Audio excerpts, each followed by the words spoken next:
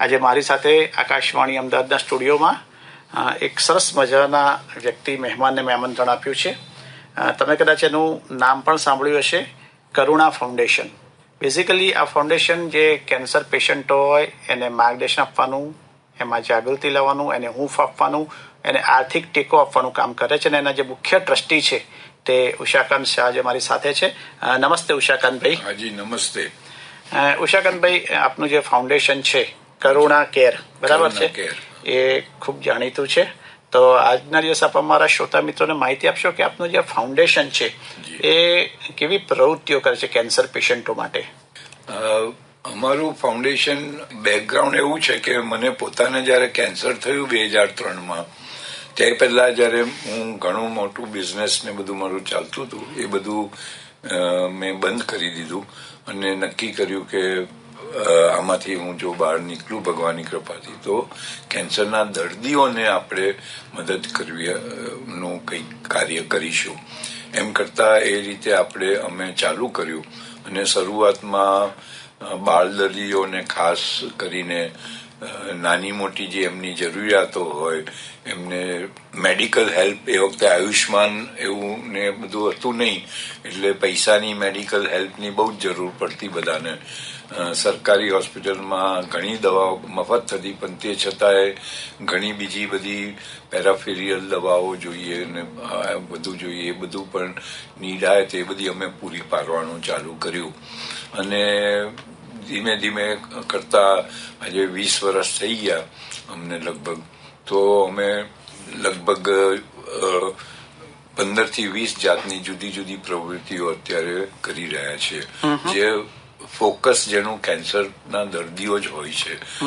જેમ કે દવા તો ખરી જ, દવાની હેલ્પ કરવાની હોય, મેડિકલ હેલ્પ કરવાની હોય, પછી એને નવા પેશન્ટ હોય તો અમને સેકન્ડ ઓપિનિયન ફ્રીમાં અપાવીએ સારામાં સારા ડોક્ટર પાસે. હા, કેમ કે કેન્સરમાં હંમેશા એવું કહેવાય છે કે 2 ઓપિનિયન લેવા સારા, તો જેનાથી ફાઇનલ થાય. મારા પોતાના જ કેસમાં 2 ઓપિનિયન લેવા પડેલા 20 વર્ષ પહેલા, કેમ કે એક રિપોર્ટ જુદો આવ્યો અને બીજો રિપોર્ટ જુદો આવ્યો. કયો સાચો ને કઈક એક ડોક્ટરે કંઈક જુદું કીધું કે, એટલે પછી હું તો નસીબદાર હતો કે અમેરિકામાં અમારા મિત્ર ડોક્ટર જ હતા જે ઓન્કોલોજીસ્ટ હતા, ને એમની સલાહ લીધી ને પછી ફાઇનલ થયું કે મને CML જ છે, આ જાતનું લ્યુકેમિયા છે ને આ રીતની ટ્રીટમેન્ટ મને સૂટ થશે. સાચી વાત. ત્યાં સુધી અહીંયા પણ ડોક્ટર કન્ફ્યુઝ હતા કે શું કરું, કઈ જાતની દવા આપવી. એટલે પેશન્ટોને એક સેકન્ડ ઓપિનિયન મળે તો એને કોન્ફિડન્સ આવી જાય, એને કોન્ફિડન્સ કે મારું જે કેન્સર છે આ છે ને આ લાઇન ઓફ ટ્રીટમેન્ટ મારી આ રહેશે. પણ સૌથી વધુ ઉષાકાંતભાઈ, જે એક નામ પડે ને ગભરાઈ જાય પેશન્ટ, તો એને એક શું કહેવાય બળ મળે, એક આત્મવિશ્વાસ વધે, એના માટે શું કરવું? અમે બેઝિકલી તો કાઉન્સિલિંગ ખૂબ કરતા હોઈએ છીએ, અને એમાં સોશિયલ, ઇમોશનલ અને એમના ફેમિલી મેમ્બર્સને પણ ખાસ કાઉન્સિલિંગ કરતા હોઈએ છીએ. ફોર એક્ઝામ્પલ, કોઈ ગરીબ ફેમિલીમાં પહેલા, જયારે મારી 20 વર્ષ પહેલાની વાત કરું છું, કે વહુને ઘરમાં થયું હોય કેન્સર તો એને ખૂણામાં બેસાડી રાખે, ચેપી છે નથી, શું થશે, કોઈ સોશિયલમાં ઇન્વોલ્વ ના કરે એને, અને ઘરમાં જુદું જમવાનું ને એવી રીતે ખાવાનું જુદું આપી દે ને એવી રીતે. એનાથી શું કે ઉલટું વધારે ડિપ્રેશનમાં જાય. બરાબર. એને કોઈ ની જોડે વાતો કરવા કે પોતાનું મનથી ખુલ્લી વાત કરવાનું કે એવો અવસર ના મળે. કોઈના લગ્ન હોય પાડોશીના તો એને નહીં જવાનું કેવી રીતે. એ બધું અમે સોશિયલી પણ એ લોકોને સમજાવીએ. અમારી બહેનો જે વોલેન્ટિયર, એમનો હાથ પકડીએ પેશન્ટનો બધાના ઘરવાળા સામે, અને કે જો મને કઈ થાય છે, કઈ જ નથી થવાનું, મને તમે અમને ઘરમાં ઇન્વોલ્વ કરો, રસોઈ કરવા દો, તમારી જોડે એને કામમાં લો, એને તો એનું ડિપ્રેશન ને બધું ઓછું થાય.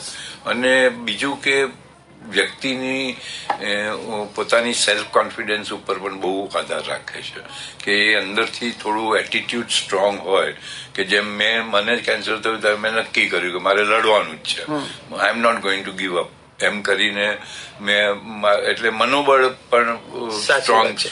કારણ કે હવે તો એવું છે કે કેન્સરના ડોક્ટર કહે છે કે કેન્સર એટલે કેન્સર નહીં, બરાબર છે. હા. કેન્સર વિજય દિવસ પણ ઉજવવામાં આવે છે. જી, જી. કેન્સર સર્વાઈવ પેશન્ટ્સ એટલે પહેલા કરતા આખી પરિસ્થિતિ બદલાઈ ગઈ છે. બદલાઈ ગઈ છે. કારણ કે નવી દવાઓની શોધ થઈ, નવી ટ્રીટમેન્ટ, રોબોટિક આ બધું આવ્યું છે. આમાં એવું પણ જાણ્યું કે જે સરકારી કેન્સર હોસ્પિટલ છે, MP શાહ કેન્સર હોસ્પિટલ, જી. તો ત્યાં બહારગામથી બધા દર્દીઓ આવતા હોય, જી. ઘણા નિરીક્ષક પણ હોય, તો એને પણ આપ બધી મદદ કરો છો દરેક પ્રકારની ત્યાં, તો એની વાત કરશો. હા, અમે છે ને ખાસ કરીને MP Shah cancer civil hospital જે કહેવાય એને એટલે પસંદ કરી છે કે ભાઈ ત્યાં ગરીબમાં ગરીબ પેશન્ટો આવતા હોય છે અને આખા ગુજરાતથી આવતા હોય છે, MP થી પણ આવતા હોય છે અને રાજસ્થાનથી પણ ઘણા આવતા હોય છે. તો આ લોકોના દર્દીઓને ખૂબ જ જુદી જુદી હેલ્પ જોઈતી હોય છે. જેમ કે રાજસ્થાનથી આવ્યું હોય દર્દી, તો એનું બાળક હોય ને એને ટ્રીટમેન્ટમાં મૂકે તો હોસ્પિટલ ખાવાનું રહેવાનું એને આપે, પણ એના મા બાપનું શું? તો એ લોકો માટે અમે આજુબાજુની ધર્મશાળાઓ છે કે એ બધામાં પણ કનેક્ટ કરી રાખ્યું હોય છે કે ભાઈ એ લોકોને ત્યાં રહેવાનું અમે કરી આપીએ, જે કંઈ નાનો મોટો ખર્ચો પણ અમે આપીએ એ લોકો રહેવાનો, કે ભાઈ ટ્રીટમેન્ટ બાળકની ચાલતી. એવી રીતે એ લોકોને અમે ખાવાના પણ પૈસા કૂપન્સ આપીએ છીએ, કેમ કે એ લોકો પછી પેરેન્ટ્સ બહાર જઈને લારીમાં અને જેમ તેમ ખાય એટલે પાછા એ માંદા પડે. સાચી વાત તો છે. એને કોણ સાચવે પાછા? અને ફોર્મ પણ આપ બધું ભરી આપે આપના વોલન્ટિયર્સ, કારણ કે એ બધા કોમ્પ્લિકેટેડ હોય. હા, અમારા વોલન્ટિયર્સ છે ને એ લોકોના 2-2 પાનાના ફોર્મ્સ હોય. હવે અભણ હોય એને બિચારાને ભરતા પહેલા તો ટાઉટ્સ રહેતા હતા ત્યાં કે ફોર્મ ભરી આપવાના પૈસા લે, 100 રૂપિયા, 200 રૂપિયા, એવી રીતે. એ બધું અમારા આવાથી બંધ થઈ ગયું. અને આપના વોલન્ટિયર્સ કયા ડોક્ટરને બતાવવું, કયા ફ્લોર ઉપર જવું, એ બધું કારણ કે બહુ અગત્યનું છે. બહુ અગત્ય, કારણ કે નહીતર પેશન્ટ તો એક આવું હોય અને પછી આવું એને આપણે વધારે મૂંઝાઈ જાય, ગભરાઈ જાય કે આમાં મારું કામ નહીં.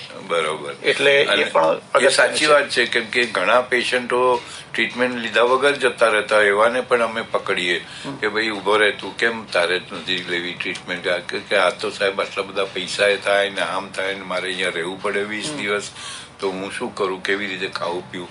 તો અમે એને આશ્વાસન આપીએ અમારી રીતે જેટલી મદદ થતી હોય રહેવાની ખાવાની એ પણ અમે પ્રોવાઈડ કરીએ. અને આ બધું જ તમે નિઃશુલ્ક કરો છો? બધું જ નિઃશુલ્ક. અમારી એક પણ સેવામાં અમે કોઈ પણ એક પૈસો પેશન્ટ પાસેથી નહીં લેવાનો. દવા હોય એને કોઈ જાતનું, જેમ કે ગુજરી ગયું પેશન્ટ તો એને કફન પણ મફત આપીએ. અને અમારે મેટ્રોન પાસે જ મૂકી રાખીએ 40-50 જેમ જેમ જરૂર પડે. એટલે કેમ કે ડિગ્નિટી ઇન ડેથ પણ એ લોકોને આપણે સંભાળી લઈએ કે ભાઈ ઉઘાડા લઈ જાય તો આજે ગામડેથી આવ્યા હોય તો આખું બોડી કેવી રીતે લઈ જવું, શું કરવું. સૌથી વધુ તો ઉષાકાંતભાઈ માણસ જે તૂટી જાય છે ને કેન્સર, તો એ આર્થિક રીતે, કારણ કે આ ટ્રીટમેન્ટ મોંઘી બહુ છે. કીમોથેરાપી હોય કે બીજું કંઈ પણ હોય, તો એ એને એમ થાય કે હું આર્થિક રીતે કઈ રીતે પહોંચી વળીશ, તો એમાં આપ કઈ રીતે એને મદદ કરો? હા, એમાં અમે જયારે શરૂઆત કરી ને ત્યારે તો અમે ખૂબ જ મદદ, અમારે ફાઇનાન્શિયલ હેલ્પ ઘણી કરવી પડતી હતી અને અમે કરતા પણ હતા એ લોકોને કે અમે શું એટલે જ સિવિલમાં કે ભાઈ ત્યાં સસ્તામાં થાય અને સારી. હું એવું માનું છું કે સિવિલમાં પણ જેટલા ડોક્ટરો બહાર અત્યારે પ્રેક્ટિસ કરે છે આજની તારીખમાં, જેમ કે એ બધા સિવિલમાંથી જ તૈયાર થઈને આવ્યા છે. બરાબર. એટલે લગભગ 90% એવું કહેવાય. એટલે એ બધા ડોક્ટરો તો સારા જ હોય છે અને હોશિયાર જ હોય છે. ખાલી એમને જે સુવિધાઓ મળવી જોઈએ એ થોડી ઓછી વધતી હોય ત્યાં સિવિલમાં. એટલે એ બધાને એ રીતે પછી આયુષ્માન આવ્યું ત્યારથી અમારો થોડો બોજો મેડિકલમાં ઓછો થયો. એટલે અમે બીજી બધી જાતની સપોર્ટ વધારી દીધી, જેમ કે બાળ પેશન્ટ હોય એનું સાયકલ પૂરી થાય કીમોની એટલે 15 દિવસ ઘરે મોકલી આપે, તો એ વખતે અમે એમને ગ્રોસરીની કીટ આપીએ. પછી નાની નાની હાઇજીન કીટ બનાવી છે કે હાઇજીન ઇઝ વેરી ઇમ્પોર્ટન્ટ. તેમાં એ લોકોને 8-10 વસ્તુ એમાં હોય, ટૂથબ્રશ થી માંડીને ગાર્ગલ્સ થી માંડીને ડેટોલનો સાબુથી માંડીને નાનો નેપકિન સુધી પણ અમે આપીએ. એટલે એ લોકોને શું છે, હાઇજીન પણ સચવાઈ રહે. સાચી વાત છે. ઉષાકાંતભાઈ, આપનું આટલું બધું મોટું કામ છે, બરાબર છે, અને મને લાગે છે કે ચેલેન્જિંગ પણ છે. બહુ જ ચેલેન્જિંગ. તો આમાં આપને મદદ કોણ, વોલન્ટિયર્સ કેટલા રાખ્યા છે? આમ અમારા પરમિનન્ટ વોલન્ટિયર્સ જે છે, અમારું ગ્રુપ છે 14 થી 15 જણાનું. અને બીજા અમારા પાસે વોલેન્ટિયર્સ એવા છે કે જેનું લિસ્ટિંગ અમારી પાસે 70-80 જણાનું છે. Okay. એટલે જયારે કોઈ મોટી સેમિનાર કે કોઈ મોટો પ્રોગ્રામ કરવાનો હોય કે એવું હોય ત્યારે અમે આ બધાને અમે મેસેજ આપી દઈએ. તેમાંથી જે ફ્રી હોય અને જે અવેલેબલ હોય એ લોકો આવે સામેથી હેલ્પ કરવા. એટલે એ રીતે પણ અમારું પેલું ચાલતું હોય છે. અને અવારનવાર પણ ઘણા સ્ટુડન્ટ્સ ને એવા પણ અમારી પાસે આવતા હોય છે કે ભાઈ અમારે વોલેન્ટિયરિંગ કરવું છે. ઉષાકાંતભાઈ, આપે કેન્સરને હરાવ્યું છે, બરાબર છે? જી. તો કેન્સર અવેરનેસ માટે, એટલે કેન્સર ન થાય એના માટે આપણો જે કાર્યક્રમ સાંભળી રહેલા શ્રોતા મિત્રો છે, ભલે આપ ડોક્ટર નથી, જી જી જી, પણ એક કેન્સર હરાવ્યું છે તો કેવી લાઈફસ્ટાઈલ હોવી જોઈએ કે શું સાવચેતી રાખવી જોઈએ? આમાં પહેલી વસ્તુ હું જે પર્સનલી માનું છું કે એક તો આપણો ડાયટ, એટલે કે જે જંક ફૂડ કહેવાય છે એ જે ખાવાનું અત્યારે વધી ગયું છે, અને જેટલું જંક ફૂડ છે એ બધું જ લગભગ પામ ઓઇલમાં બને છે. અને પામ ઓઇલ એટલે વર્ષ સૌથી ખરાબ તેલ હ્યુમન કન્ઝમ્પશન માટે, અને એના લીધે ઘણા રોગો થાય છે.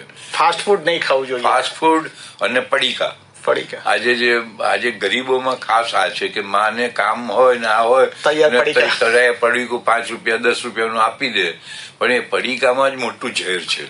એક ખાવાનું જે છે એ, અને બીજું એક પોલ્યુશન ને એન્વાયરમેન્ટ, એ પણ આજે જે હવામાં ઝેર હોય છે, જેમ કે આ સિઝનમાં વાયરલના લીધે લોકોને શરદી કફ ને બધું થાય, એવી રીતે આ તો આખા વર્ષમાં જ એ લોકોને એ એની ઇફેક્ટ પોલ્યુશન. સાચી વાત છે. અને બીજું એ પણ આપ જે કહેતા હતા કે થોડુંક કસરત ને પ્રાણાયામ પણ ઇમ્પોર્ટન્ટ છે. એ છે ને, આપણે આ બધું કેન્સરની સામે લડવા માટે એક ઇમ્યુનિટી જે કહીએ ને, આપણી અંદરની શક્તિ, એ બહુ જ ઇમ્પોર્ટન્ટ છે. અને જે લોકો આપણે પ્રાણાયામ પહેલા પણ કરવો જોઈએ, બાળપણથી જ કરવું જોઈએ, અને થયા પછી પણ કરવું જ જોઈએ. એનાથી ઓક્સિજન સારા સેલ્સને મળ્યા કરે તો વધારે ને વધારે સ્ટ્રોંગ થતા જાય, આપણી ઇમ્યુનિટી પણ વધતી જાય. અને જે નેગેટિવ સેલ્સ છે, કે જે કેન્સર સેલ્સ છે, કે જેના જે હાવી થઈ જતા હોય છે, નાઇટ્રોજન એમનું મોટું ફૂડ છે, ઓક્સિજન સારા સેલ્સનું ફૂડ છે. એટલે જેટલું તમે ઓક્સિજન, પ્રાણાયામ એટલે મેક્સિમમ આપણે જુઓ તો ઓક્સિજનને કરવા માટે જ છે બોડીને, કે ભાઈ આપણા માઇન્ડ થી લઈને બોડીના એક અંગોને ઓક્સિજન પહોંચે એવી જાતની આપણી પ્રાણાયામો હોય છે. અને પ્રસન્ન રહેવું. અને પ્રસન્નતા એટલે એમાં જે બધા કારણોમાં સ્ટ્રેસ પણ આજે બહુ મોટું કારણ છે, કે ભાઈ એ પણ વધી ગયો છે. આજે જુઓ આપણી લાઈફમાં તો સવારથી સાંજ સુધીમાં અહીંયા દોડો, આમ કરો તેમ કરો, બધું બધા બીજા કરતા આગળ રહેવું છે. બધાને આગળ રહેવું છે. એટલે સ્ટ્રેસ એટલો બધો વધી ગયો, એટલે પોલ્યુશન, સ્ટ્રેસ, ખાવાનું, આ બધું જયારે ભેગું થાય છે ને ત્યારે કેન્સર. અને કેમ કે આજ સુધી કોઈ એક કારણ કોઈ નથી દર્શાવી શક્યું. એક અમુક કેન્સર છે કે એમાં બ્રેસ્ટ કેન્સર, કે એમાં કદાચ જીનેટિક એ લોકો કહે છે કે કારણો કામ કરે છે. બાકી જેમ મને બ્લડ કેન્સર થયું તો મારા પરદાદા કોઈને અમારા ફેમિલીમાં નહોતું. એટલે ઇટ ઇઝ નોટ જીનેટિક. સાચી વાત છે. તો શ્રોતા મિત્રો, આજે ઉષાકાંતભાઈ સાથે વાત કરીને ખૂબ મજા આવી. એક સુગંધીદાર વ્યક્તિત્વ. અમુક વ્યક્તિઓને મળીએ ને તો ખૂબ મજા પડી જાય. આટલી ઉંમરે પણ એ ડાયાલિસિસ કરાવે છે, કેન્સર છે એને મહાત આપી છે, અને છતાં પણ એક આવું સરસ ફાઉન્ડેશન ચલાવે છે અને બીજાને મદદ કરે છે, માર્ગદર્શન આપે છે.